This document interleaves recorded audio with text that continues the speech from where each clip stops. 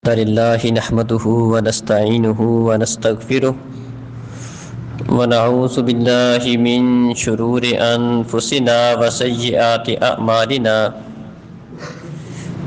من يهده الله فلا مضل له ومن يضلل فلا هادي له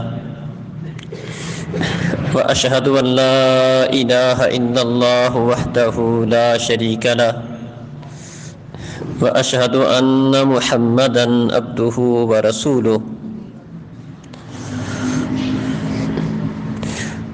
أعوذ بالله من الشيطان الرجيم يا أيها الذين آمنوا اتقوا الله حق تقاته ولا تموتن إلا وأنتم مسلمون يا أيها الناس اتقوا ربكم الذي خلقكم من نفس واحدة وخلق منها زوجها وبث منهما رجالا كثيرا ونساء واتقوا الله الذي تساءلون به والأرحام إن الله كان عليكم رقيبا يا أيها الذين آمنوا اتقوا الله وقولوا قولا سديدا يصلح لكم أعمالكم ويغفر لكم ذنوبكم ومن يطع الله ورسوله فقد فاز فوزا عظيما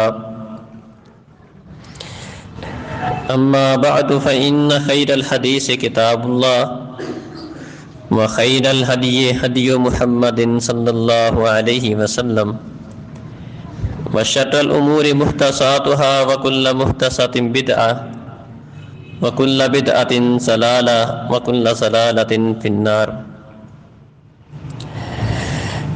يا أيها الذين آمنوا كتب عليكم الصيام كما كتب على الذين من قبلكم لعلكم تتقون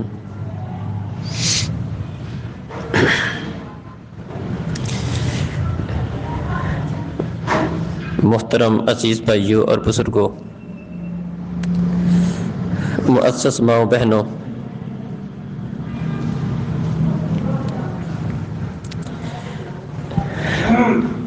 اللہ رب العزت اپنے بندوں سے بہت محبت کرتے ہیں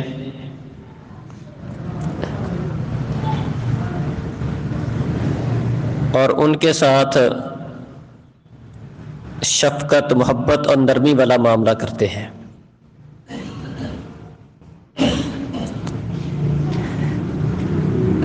اللہ رب العزت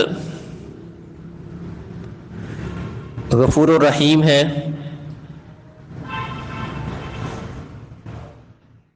چھوٹی سی نیکی پر بھی بندے کو بہت زیادہ انعام و اکرام سے نوازتے ہیں۔ انسان تھوڑی سی توجہ کر لے، اللہ رب العزت کی طرف رجوع کر لے، اپنے گناہوں کا اعتراف کر کے اللہ تعالیٰ سے معافی مانگ لے، تو اللہ رب العزت اس کے تھوڑی سی توجہ کرنے پر اس کو معاف کر دیتے ہیں۔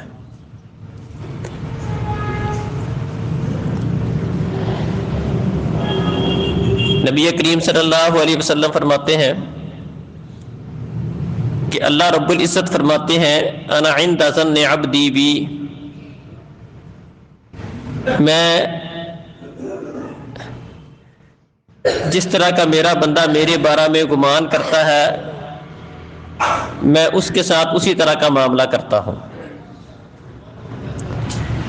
وَأَنَا مَعَهُ حِينَ يَذْكُرُنِي،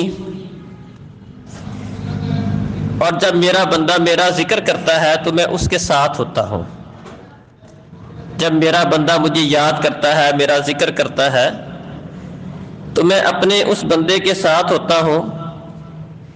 ان ذکرنی فی نفسہ ذکرتہ فی نفسی، اگر میرا بندہ مجھے اپنے جی میں یاد کرتا ہے، دل میں یاد کرتا ہے، اپنے آپ میں یاد کرتا ہے، چپکے سے یاد کرتا ہے، تو میں بھی اس کو اسی طرح یاد کرتا ہوں. وَإِن ذَكَرَنِي فِي مَلَئٍ ذَكَرْتُهُ فِي مَلَئٍ خَيْرٍ مِّنْهُ. اور اگر میرا بندہ کسی جماعت میں، کسی گروہ میں، کچھ لوگوں میں بیٹھ کر میرا ذکر کرتا ہے، میرا تذکرہ کرتا ہے، تو میں بھی اپنے اس بندے کا ذکر، اس کا تذکرہ ایک ایسی جماعت میں کرتا ہوں جو اس جماعت سے بہتر ہوتی ہے. یعنی فرشتوں کی جماعت کے اندر میں اس بندے کا تذکرہ کرتا ہوں. جیسا کہ حدیث میں آتا ہے، جو آدمی کسی جگہ پر بیٹھتے ہیں، اکٹھے ہوتے ہیں، اللہ کا ذکر کرتے ہیں، اللہ رب العزت فرشتوں کی موجودگی میں سب فرشتوں کو گواہ بنانے کے لیے ان کے متعلق پوچھتے ہیں کہ میرے بندے کیا کر رہے تھے. ان کی باتیں اللہ رب العزت اپنے فرشتوں میں کرتے ہیں. جو فرشتے زمین کے اندر نمازوں کے اندر حاضر ہوتے ہیں، اللہ رب العزت ان فرشتوں سے پوچھتے ہیں کہ تم نے میرے بندوں کو کس حالت میں پایا، جب گئے تھے تو کس حالت میں ان کو پایا تھا، جب ان کو چھوڑ کے آئے تھے تو کس حالت میں چھوڑ کے آئے تھے. فرشتے بتاتے ہیں اللہ گئے تھے تو تب بھی نماز پڑھ رہے تھے، اور جب واپس آئے ہیں تو ہم اس حالت میں انہیں چھوڑ کے واپس آئے ہیں کہ وہ نماز پڑھ رہے تھے. تو اللہ احکم الحاکمین اپنے بندوں کا تذکرہ جو اسے یاد کرتے ہیں، اس کی عبادت اور اس کی بندگی کرتے ہیں، اگر وہ اکٹھے یاد کرتے ہیں، کسی مجلس میں یاد کرتے ہیں، کسی جماعت کی شکل میں یاد کرتے ہیں، تو اللہ احکم الحاکمین بھی ان کو فرشتوں کی جماعت میں ان کا تذکرہ کرتا ہے. وَإِن تَقَرَّبَ مِنِّي شِبْرًا تقربت الیہ ذراعا. اور اگر میرا بندہ ایک بالشت میرے قریب ہوتا ہے تو میں اس بندے کے ایک ہاتھ قریب ہوتا ہوں. ہاتھ کہتے ہیں درمیانی انگلی سے لے کر کوہنی تک کے فاصلے کو. اگر میرا بندہ اتنا سا میرے قریب ہوتا ہے، آگے بڑھتا ہے، میری طرف آتا ہے، تو میری نوازش، میری رحمت، اور میں اس سے بڑھ کر اس کے قریب ہوتا ہوں، اور اس سے بڑھ کر اس کے اوپر نوازش اور رحمت کرتا ہوں. وَإِن تَقَرَّبَ مِنِّي ذِرَاعًا تَقَرَّبْتُ إِلَيْهِ بَاعًا. اور اگر میرا بندہ ایک ذراع، ایک ہاتھ میرے قریب ہوتا ہے تو میں 2 ہاتھ اس کے قریب ہوتا ہوں. وَإِنْ أَتَانِ يَمْشِي أَتَيْتُهُ هَرْوَلَةً. اور اگر میرا بندہ میری طرف پیدل آتا ہے تو میں اس کی طرف دوڑ کے آتا ہوں. مطلب اس حدیث کا یہ ہے کہ انسان تھوڑی سی بھی اللہ رب العزت کی طرف توجہ کر لے، تھوڑا سا اللہ کی طرف دھیان کر لے، اپنے گناہوں کا اعتراف کر کے اللہ تعالیٰ سے اپنے گناہوں کی معافی مانگ لے، آئندہ سے نہ کرنے کا عہد کر لے، اللہ رب العزت اس کے لیے بڑی رحمتوں کے دروازے کھول دیتے ہیں. چھوٹی سی نیکی کرتا ہے، اللہ رب العزت بڑے بڑے انعامات سے نواز دیتے ہیں. بعض اوقات چند ایک کلمات ایسے ہوتے ہیں کہ ان کلمات کے اوپر اللہ رب العزت پچھلے گناہوں کو معاف کر دیتے ہیں. چند اعمال ایسے ہیں کہ ان اعمال کے بدلے میں اللہ رب العزت اس کے گناہوں کو معاف کر دیتے ہیں. سبحان اللہ و بحمدہ 100 دفعہ پڑھنے سے سمندر کی جھاگ کے برابر اللہ گناہ معاف کر دیتے ہیں. یہ اللہ رب العزت کی رحمت ہے. اللہ اکبر. صحیح بخاری میں وہ 100 بندوں کے قاتل کا تذکرہ بھی ہے. پیارے نبی صلی اللہ علیہ وسلم نے بنی اسرائیل کے اس بندے کا تذکرہ کیا جس نے 99 قتل کیے تھے، قاتل تھا. ظاہری بات ہے جو بندہ قاتل ہوگا خالی قتل تو نہیں کرتا ہوگا، اور بھی ظلم ہے، قتل ہے، خود بہت بڑا ظلم ہے. تو اس بندے نے پھر 100 قتل بھی کر دیا. پھر اللہ رب العزت کی طرف رجوع کیا، نہ صرف اللہ تعالیٰ نے اسے معاف کر دیا بلکہ اس کی بخشش کا سبب بھی کر دیا. زمین کو حکم دے دیا، وہ جس علاقے میں جا رہا تھا رحمت کے فرشتے، عذاب کے فرشتے دونوں روح قبض کرنے کے لیے آتے ہیں. 100 بندوں کا قاتل ہے، عذاب والے فرشتے کہتے ہیں ہم نے لے کر جانا ہے. رحمت والے فرشتے کہتے ہیں اس کی روح کو ہم نے لے کر جانا ہے، اس نے توبہ کر لی تھی، نیک لوگوں کی بستی کی طرف جا رہا تھا۔ اللہ احکم الحاکمین اس بستی کو سمٹ جانے کا، اس زمین کو سمٹ جانے کا حکم دیتے ہیں جس بستی کی طرف وہ جا رہا تھا، تاکہ اگلا فاصلہ کم ہو جائے۔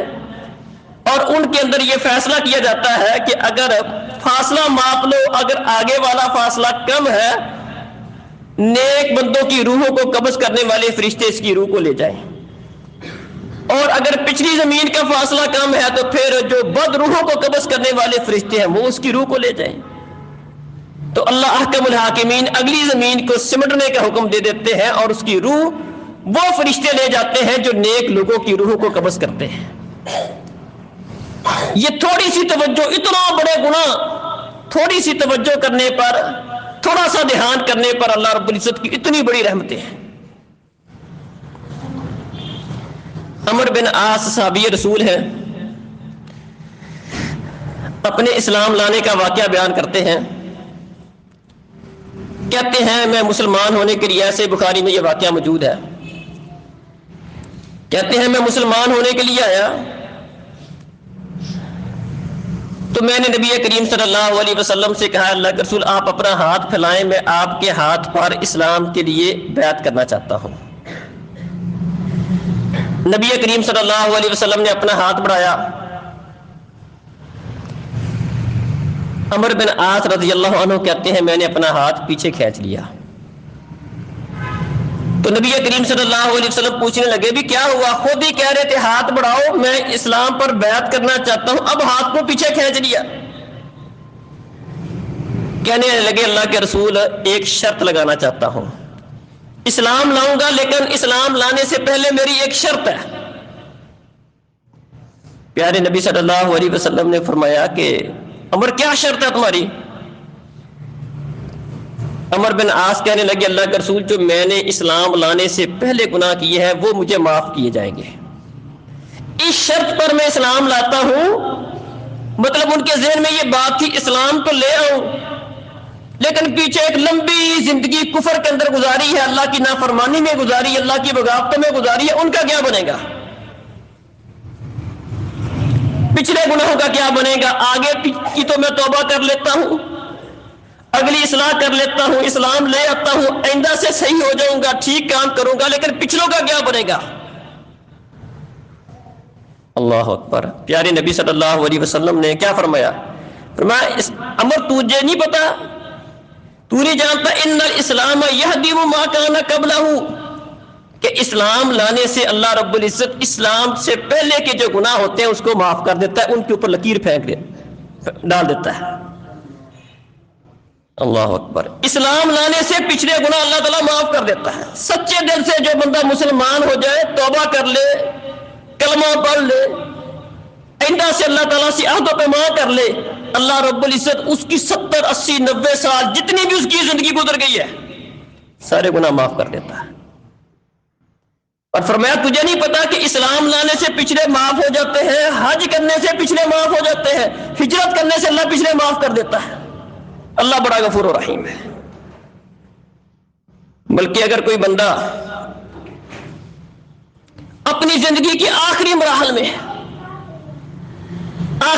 میں ہے، بشرطے کہ فرشتے نہیں آ گئے، جب تک فرشتوں کو نہیں دیکھ لیتا، فرشتے آ جائیں، روح قبض ہونا شروع ہو جائے، موت کا گرگرا شروع ہو جائے، پھر تو اگلا جہان بندے نے دیکھ لیا، کیونکہ دنیا امتحان کی جگہ ہے۔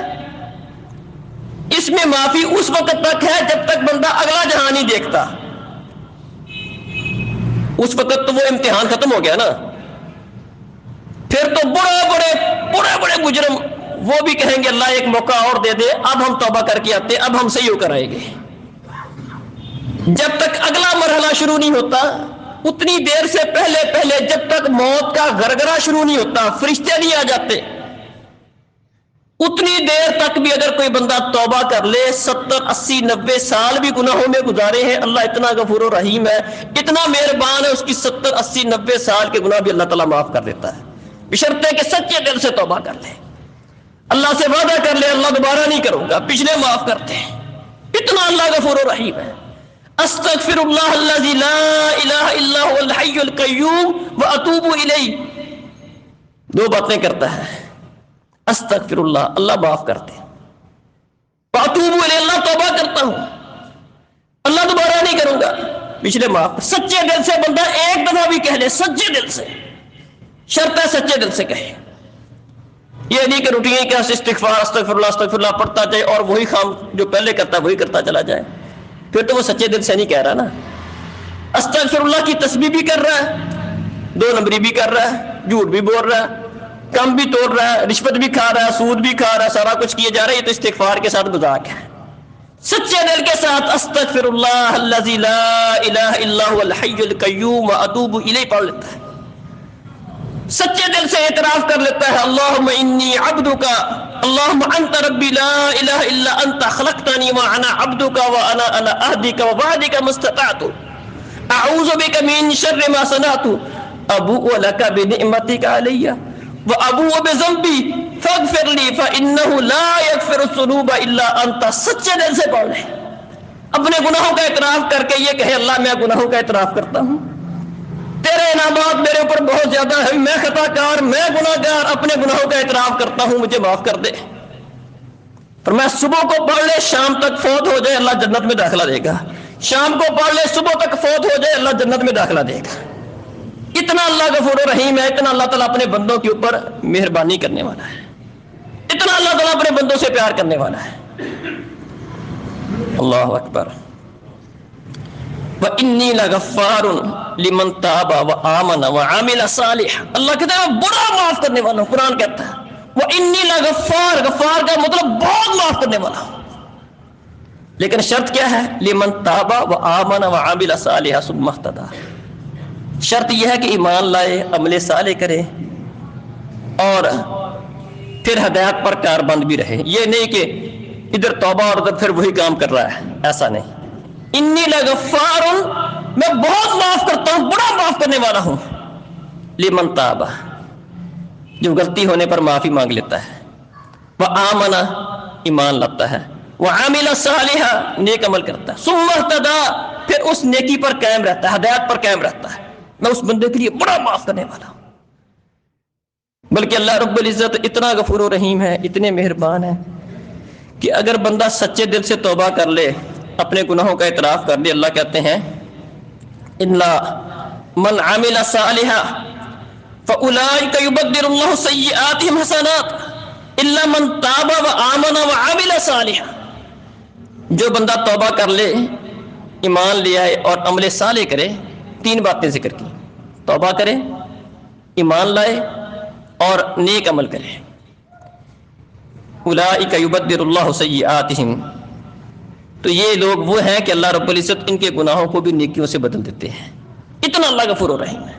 بندے نے گناہ کیے ہیں، اللہ اپنے بندے کی توبہ پر اتنا خوش ہوتا ہے، اتنا خوش ہوتا ہے کہ اگر بندے کی توبہ سچی ہو تو اللہ رب العزت گناہوں کو بھی نیکیوں سے بدل دیتے ہیں. اللہ اکبر. تو محترم بھائیوں اور بزرگوں، اللہ رب العزت کی رحمت عام ہے، ہر وقت اللہ تعالیٰ معاف کرنے والے ہیں، توبہ کو قبول کرنے والے ہیں. لیکن کچھ موقع اللہ رب العزت نے ایسے رکھے ہیں، کچھ جگہ ایسی رکھی ہیں جن پر اللہ رب العزت کی رحمت زیادہ جوبن پر ہوتی ہے، زیادہ جوش میں ہوتی ہے. یہاں بھی ہم نماز پڑھیں، نماز اپنا فائدہ دے گی. ایک نماز بندہ جماعت کے ساتھ پڑھ لے، 27 نمازوں کا ثواب اسے ملے گا، یہاں پر بھی ثواب ہے.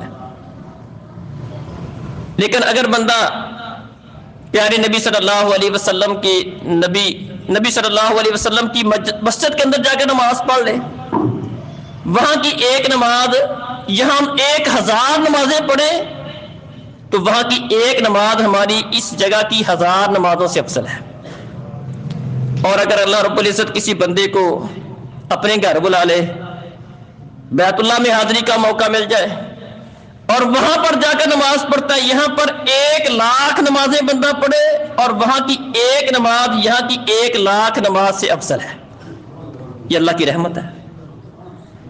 بعض جگہ ایسی ہیں جہاں پر اللہ رب العزت کی رحمت باقیوں کی نسبت زیادہ ہوتی ہے. گھر میں نماز پڑھتا ہے کسی مجبوری کی وجہ سے گھر میں پڑھنی پڑ گئی، ایک ثواب ملے گا ایک نماز کا. مسجد میں آ کر پڑھے گا 27 نمازوں کا ثواب. افضل ہوگی نا مسجد، جگہ افضل ہوگی. پھر اس سے افضل مسجد میں چلا جائے، مسجد نبی میں چلا جائے، اس سے ثواب بڑھ جائے گا. مسجد حرم میں چلا جائے، بیت اللہ میں چلا جائے، اس سے بڑھ جائے گا ثواب. فرق پڑے گا. اسی طرح کچھ وقت بھی ایسے ہوتے ہیں بندہ عام روٹین میں بھی جب بھی اللہ تعالیٰ سے دعا کر اللہ قبول کرتا ہے، لیکن کچھ وقت ایسے بتائے ہیں کہ جن میں اللہ نے وعدہ کیا ہے کہ رد نہیں ہوگی. الاذان الدعاء بین الاذانین لا یرد. جو بندہ اذان اور اقامت کے درمیان دعا کرتا ہے اللہ رب العزت اس بندے کی دعا رد نہیں کرتے. یہ پیارے نبی صلی اللہ علیہ وسلم کا فرمان ہے. یہ قیمتی وقت ہو گیا، کیونکہ مسجد ہے، اللہ کا گھر ہے، نماز کے لیے آیا ہے، وضو کی حالت میں بیٹھا ہے، سنتیں پڑھ کے بیٹھا ہے، کچھ نماز پڑھ لیا، کچھ کے انتظار میں ہے. بڑا قیمتی وقت ہے. اس قیمتی وقت کے اندر اگر بندہ اللہ تعالیٰ سے دعا کرتا ہے، وعدہ ہے پیارے نبی صلی اللہ علیہ وسلم نے فرمایا کہ لا یرد، اس بندے کی دعا رد کی نہیں جاتی. اللہ اکبر. عام روٹین میں مانگ لے تب بھی اللہ دیتا ہے، لیکن رات کا پچھلا پہر ہو، نیند کا غلبہ ہو، سردی کا موسم ہو، بستر چھوڑنے کو دل نہ کرے، لیکن جو بندہ قربانی دیتا ہے، اٹھتا ہے، وضو کرتا ہے، نماز پڑھتا ہے، اللہ رب العزت اس کی دعا کو سننے کے لیے ینزل ربنا تبارک و تعالی کل لیلۃ الی السماء الدنیا، اللہ آسمان دنیا پر آ کر اس کی سنتا ہے. اللہ اکبر. اللہ پہلے ہی بندے کی شرک سے قریب ہے، لیکن یہ ایسا وقت ہے کہ اس کے اندر اللہ رب العزت اور بندے کے قریب آ کر ہاں بندے مانگ لے، کیا مانگتا ہے، بلکہ بندے کو آفریں کرتا ہے، بندے مانگ لے مانگ لے. ہے کوئی مانگنے والا، ہے کوئی استغفار کرنے والا، ہے کوئی رزق میں دعا کروانے والا، ہے کوئی اپنے گھر کے مسئلے اپنے مسائل سامنے رکھنے والا، کوئی مجھ سے مانگنے والا میں اس کو دے دوں، کوئی گناہوں کا اعتراف کرنے والا اس کے گناہوں کو معاف کر دوں. پیشکشیں کرتا ہے کوئی. یہ وقت زیادہ قیمتی ہے. رات کا پچھلا پہر بڑا قیمتی وقت ہے. تو کچھ وقت ایسے ہوتے ہیں جن میں اللہ تعالیٰ بندے کے زیادہ سنتا ہے، زیادہ رحمت کرتا ہے. اور کچھ دن بھی ایسے ہوتے ہیں، اللہ اکبر، جس طرح ذوالحجہ کے پہلے 10 دن بڑے قیمتی دن ہیں. اسی طرح رمضان المبارک، اللہ اکبر. اس کا معنی اس کے ساتھ ہم جب رمضان لگاتے ہیں ساتھ ہی مبارک کہتے ہیں، برکت والا رمضان. یہ رمضان کا مہینہ بڑی برکتوں والا ہے. یہ پورے کا پورا مہینہ ایسا مہینہ ہے، بڑی برکتوں والا مہینہ ہے. یہ اللہ رب العزت کا بندوں پر ایک خصوصی انعام ہے، خصوصی پیکج ہے. ہم گناہ گار ہیں، خطا کار ہیں، انسان ہیں، غلطیاں ہم سے ہوتی ہیں.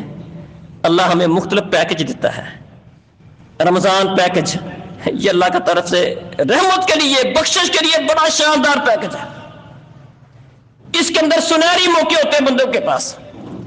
اللہ رب العزت ایسے ایسے انتظام کرتا ہے، بندے کے دل میں نیکی کی رغبت محبت ڈال دیتا ہے. آپ نے دیکھا نہیں کئی لوگ ایسے ہیں اگر انہیں کہا جائے نا کہ یار نفلی روزہ رکھو تو ان کے لیے مشکل ہوتی ہے، نہیں رکھ پاتے ہیں. اچھے بھلے لوگ نہیں رکھ پاتے.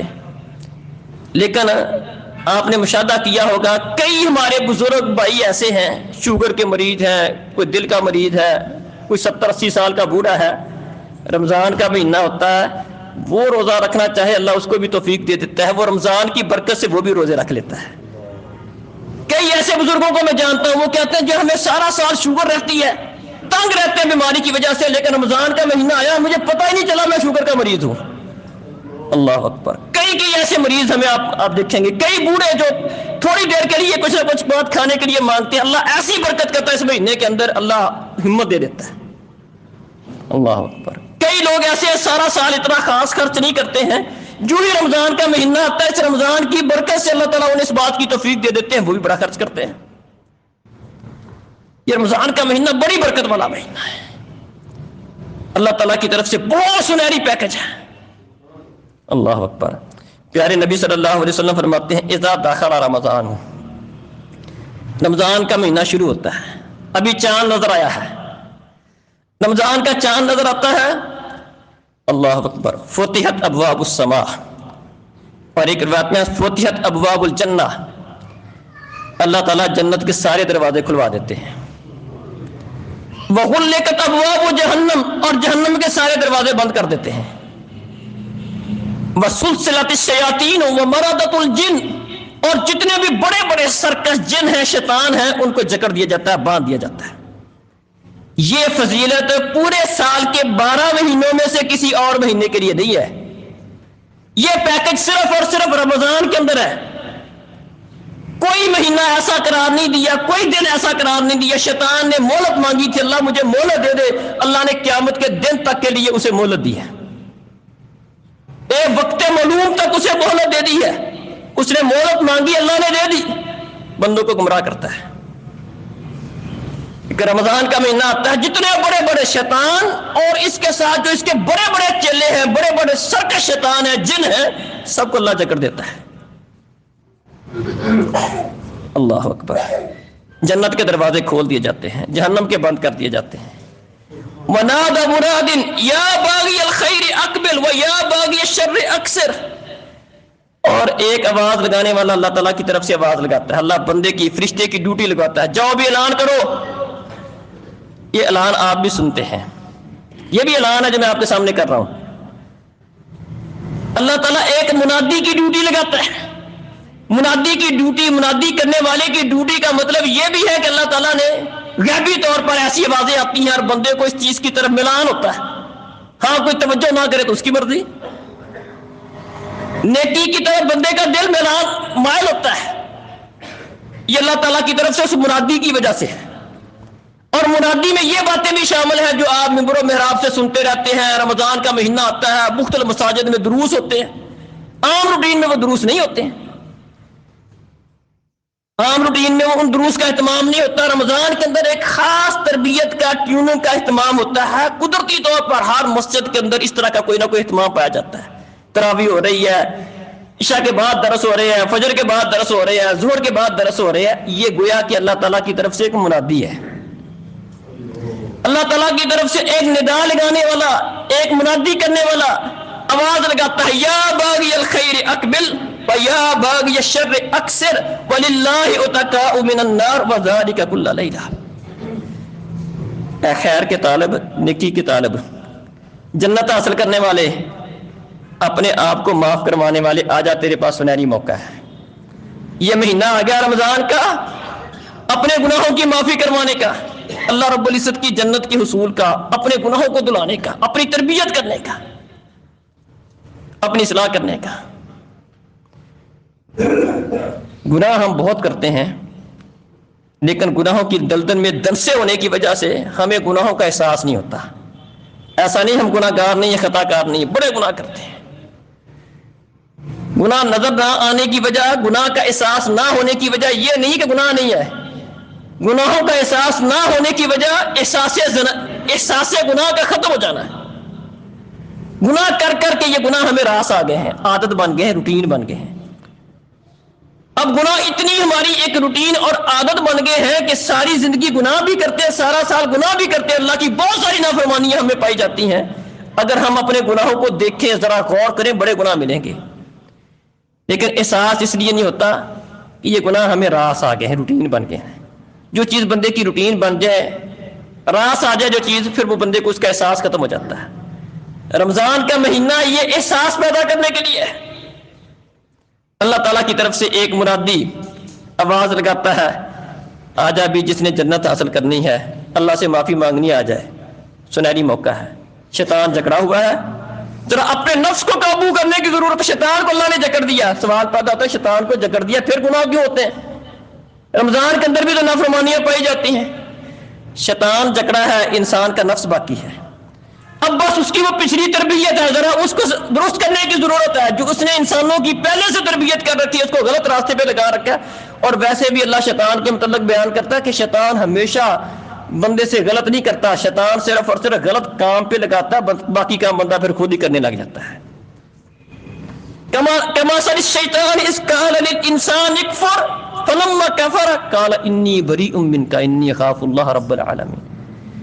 خالی کفر کروایا، کہا اس شیطان نے بندے کو اکسایا، بہکایا، کفر کروا دیا. جب انسان نے کفر کر لیا کہ میرا تیرے ساتھ کوئی تعلق نہیں ہے.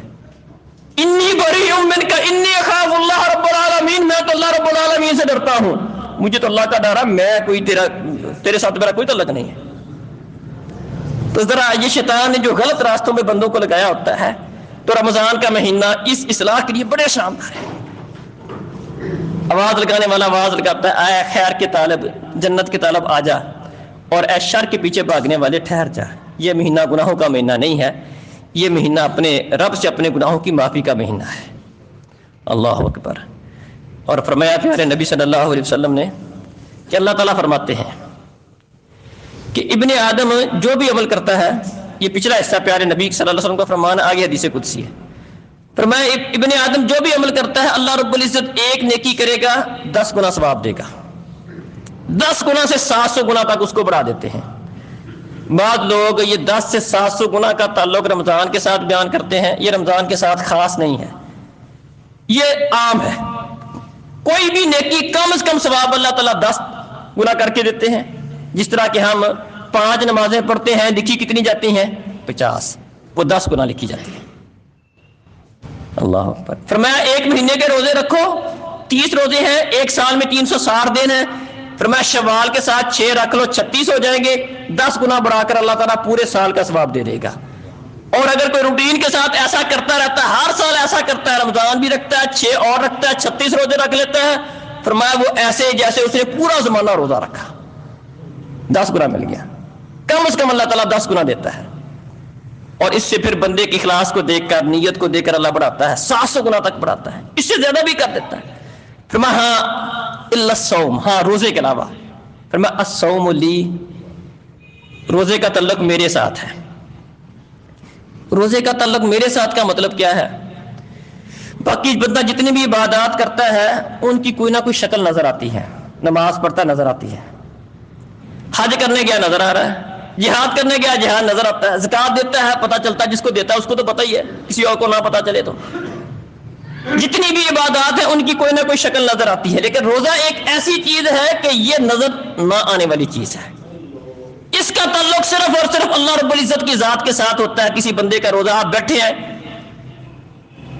رمضان کا مہینہ آ جائے، ہم سب موجود ہوں، کس کا ہے کس کا نہیں ہے کسی کو نہیں پتا، اللہ کو پتا ہے. الصوم لی، روزے کا تعلق میرے ساتھ ہے. وَأَنَا أَجْزِي بِهِ، ایک مطلب اس کا یہ ہے، کوئی اور چیز نظر نہیں آتی. باقی عبادات نظر آتی ہے، روزہ نظر نہیں آتا. اور ایک مطلب اس کا یہ ہے، یہ بھی صحیح ہے، کہ باقی جتنی بھی عبادات ہیں کچھ نہ کچھ فائدہ بندے کو اس کا دنیا میں بھی ہو جاتا ہے. ایک بندہ نماز پڑھتا ہے، اصل فائدہ تو آخرت میں ہوگا، لیکن دنیاوی طور پر فائدہ ہوتا ہے کہ بندے کے متعلق لوگوں کا ذہن اچھا ہو جاتا ہے. یار بندہ نمازی ہے، بندہ نمازی ہے، لوگ بھی اس کے متعلق اپنی سوچ مثبت کر لیتے ہیں. حج کرنے گیا ہے، لوگ اس کو حجی کہنا شروع کر دیتے ہیں، لوگوں کا ذہنوں میں یہ ہوتا ہے یہ بندہ اچھا حج کر کے آیا. یار جتنی بھی دیگر عبادات ہے اس کا کچھ نہ کچھ فائدہ بندے کو دنیا میں بھی ملتا ہے. لیکن روزہ ایک ایسی عبادت ہے، نہ یہ کسی کو نظر آتی ہے اور نہ اس کا فائدہ دنیاوی لحاظ سے یہ چیزیں جس طرح باقی عبادات میں ہوتا ہے اس طرح روزے میں نہیں ہوتا. اس لیے فرمایا الصوم لی، روزے کا تعلق میرے ساتھ ہے. وَأَنَا أَجْزِي بِهِ، اس کی جزا بھی میں ہی دوں گا. قربان سے کتنی بڑی بات ہے. فرمایا انا اجزی بہ، ہر عمل 10 گنا، 10 سے 700 گنا تک اللہ بڑھاتے ہیں. لیکن روزہ اس کا کتنا ثواب ملتا ہے؟ یہ بندے کا اور اللہ کا معاملہ ہے. اس کو فرمایا میرے اوپر چھوڑ دو، یہ میرا معاملہ ہے، میرے لیے رکھتا ہے، اس کے ساتھ اس کو کوئی دنیاوی فائدہ نہیں ہو رہا، دنیا کو نظر نہیں آ رہا، یہ میرے ساتھ اس کا صرف اور صرف تعلق ہے، اور اس کی جزا، اس کا بدلہ بھی میں ہی دوں گا. تو محترم بھائیوں اور بزرگوں، یہ رمضان کا مہینہ ہمارے پاس آ رہا ہے، ہمیں اس کی تیاری کرنی چاہیے، ذہن بنانا چاہیے، سوچ بنانی چاہیے کہ ہم اس رمضان کے اندر اس سے بھرپور فائدہ اٹھائیں گے، اپنے رب کو بنائیں گے، اپنی کمیاں کوتاہیاں اس پہ اللہ تعالیٰ سے معافی مانگیں گے، اور حتی اسے اپنی اصلاح کریں گے. قرآن کے ساتھ اپنا تعلق بڑھائیں گے، نماز کے ساتھ اپنا تعلق بڑھائیں گے. اور یہ بات بھی ذہن میں رکھیں کہ یہ کوئی ایسی چیز بھی نہیں ہے. بعض لوگ سمجھتے ہیں کہ یہ روزہ سوال بھی کرتے ہیں، یار وہ کام کاج ہوتا ہے، فلاں مسئلہ ہوتا ہے، روزہ اللہ رب العزت کی طرف سے فرض ہے. کتب علیکم الصیام کما کتب علی الذین من قبلکم. ساری شریعتوں کے اندر اللہ رب العزت نے اس روزے کو فرض کیا تھا, اور اس شریعت کے اندر بھی اللہ رب العزت نے اس روزے کو فرض کیا ہے. اور اسلام کی جو بنیادی 5 باتیں ہیں جس کے بغیر بندے کے اسلام کا تصور نہیں ہے. بنی الاسلام علی 5, فرمایا اسلام کی عمارت 5 چیزوں پر کھڑی ہے. عقیدہ, نماز, روزہ, زکوٰۃ اور حج. اس میں بھی روزہ ہے.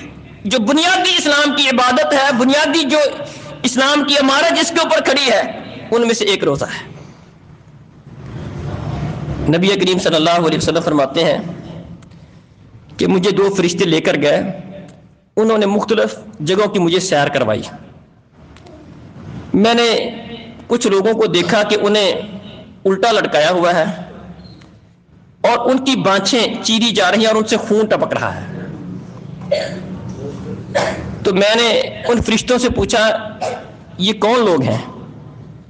تو بتایا گیا کہ اللہ کے رسول یہ وہ لوگ ہیں جو وقت سے پہلے روزے کو چھوڑ دیتے تھے. پہلے روزہ کھول دیا, روزہ رکھا نہ. فرمایا جہنم کے اندر اللہ رب العزت نے ان کو الٹا لٹکا کر فرشتوں کی ڈیوٹی لگائی ہوئی ہے کہ ان کی بانچیں چیر رہے ہیں. اور جو بندہ, جو میں نے کچھ فضیلتیں آپ کے سامنے بیان کی ہیں رمضان کی, روزے کی, اس کے باوجود اللہ رب العزت کی رحمت جو ان پر ہوتی ہے, گویا کہ اللہ تعالیٰ ہمیں معاف کرنے کا ایک اللہ تعالیٰ نے بہانہ بنایا ہے. اتنا سا کام کر لو, روزہ رکھ لو, اس کے اتنے اجر و ثواب, اتنے فوائد, اتنا شاندار پیکج,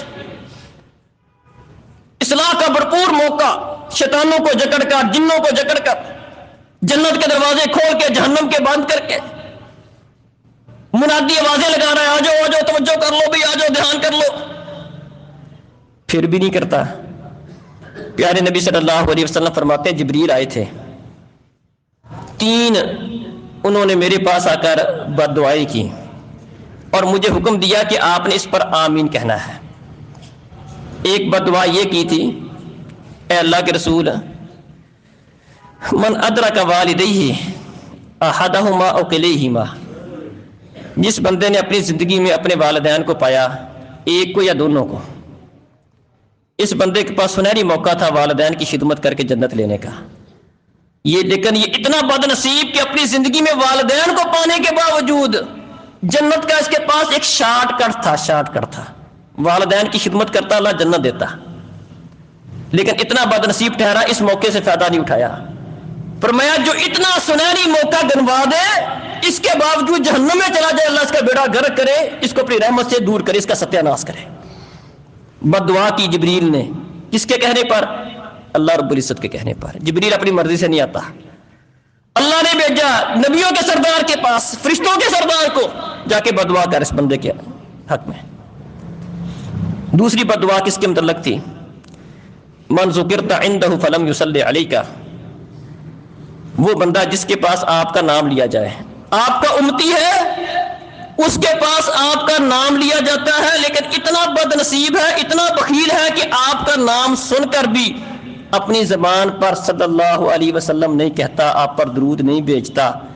ویسے پڑھنا چاہیے درود, روٹین کے ساتھ روزانہ کی بنیاد پر درود پڑھنا چاہیے. یہ پیارے نبی صلی اللہ علیہ وسلم کی ذات پر درود بھیج رہا, حکم اللہ کا, لیکن اس نے آپ کا نام سن کر بھی درود نہیں پڑھا. فرمایا اللہ اس کا بیڑا بھی غرق کرے, اس کو اپنی رحمت سے دور کرے. اور تیسری بد دعا کس کے متعلق تھی؟ من ادرک رمضان فمات فدخل النار, جس بندے کی زندگی میں رمضان کا مہینہ آ گیا, سنہری مہینہ تھا, سنہری موقع تھا اس کے پاس بخشش کروانے کا, اللہ کو راضی کرنے کا, گناہوں کو معاف کروانے کا, توبہ طائب ہونے کا, اپنی اصلاح کرنے کا, لیکن اس نے کوئی توجہ نہیں کی, نہ روزے رکھے, نہ قرآن کھول کے دیکھا, نہ اپنے گناہوں کے اوپر کوئی نظر کی, نہ اپنی کوئی اصلاح کی فکر کی. اسی حالت میں, جس حالت میں رمضان آیا تھا اسی حالت میں گزر گیا, ٹس سے مس نہیں ہوا. فمات فدخل النار, یہ بندہ رمضان پانے کے باوجود اگر جہنم میں چلا جاتا ہے, اللہ اس کا بیڑا غرق کرے, اس کا ستیہ ناش کرے, اس کو اپنی رحمت سے دور کرے. قل آمین فقلت آمین. فرمایا پیارے نبی صلی اللہ علیہ وسلم نے کہ اللہ کی طرف سے بھیجے ہوئے جبریل نے کہا اللہ کے رسول اس پر آمین کہیں. اس بد دعا پر، ان 3 بد دعاؤں پر آمین کہیں. کہا میں نے آمین کہا. تو محترم بھائیوں اور بزرگوں، یہ رمضان کا مہینہ آ رہا ہے، سنہری مہینہ ہے. اس سے فائدہ اٹھائیں گے، اللہ بڑی بخشش سے نوازے گا، بڑی اس میں برکت ہوگی. اور اگر جیسے آیا ویسے گزر گیا تو اس سے اللہ ناراض بھی بڑا ہوتا ہے. اللہ ناراض بھی بڑا ہوتا ہے، اپنی رحمت سے دور کر دے، دھتکار دیتا ہے. جب اللہ اتنا موقع دیتا ہے اور بازیں لگا لگا کے اس کو بلاتا ہے بھی آ جا بھی آ جا، پھر نہیں آتا تو اللہ کو ظاہری بات ہے غصہ بھی آتا ہے. اللہ کہتا ہے جا دفع ہو.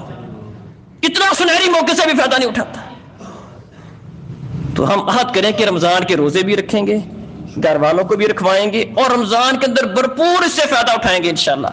اپنی اصلاح کا معاملہ کریں گے، درس و دروس، یہ مساجد میں دروس ہوتے ہیں، کئی لوگ یہ بڑا موقع ہوتا ہے، دروس ہوتے ہیں، فوری بھاگنے کی چکر. بھئی یہ درس جو ہوتے ہیں یہ ہماری ٹیوننگ ہے، اصلاح ہے. سنا کریں، بیٹھا کریں، فائدہ ہوگا انشاءاللہ اس سے. رمضان کے اندر یہ سارے ایک بہانہ ہوتا ہے، چونکہ بندے کا جو میلان ہے وہ قدرتی طور پر نیکی کی طرف زیادہ ہوتا ہے، تو اس سے فائدہ اٹھانا چاہیے. درس و دروس کی محفل میں جایا کریں. نمازوں کے بعد اگر کسی جگہ پر درس ہو رہے ہیں وہاں پر بیٹھے کریں، سنا کریں، قرآن کی تلاوت زیادہ کریں، نمازوں کے اندر بالکل سستی کو دور کریں، اور دیگر جو اپنے معاملات ہیں یہ سنہری موقع ہے ان کی اصلاح کرنے کا. اللہ تعالیٰ سمجھنے اور عمل کی توفیق دے.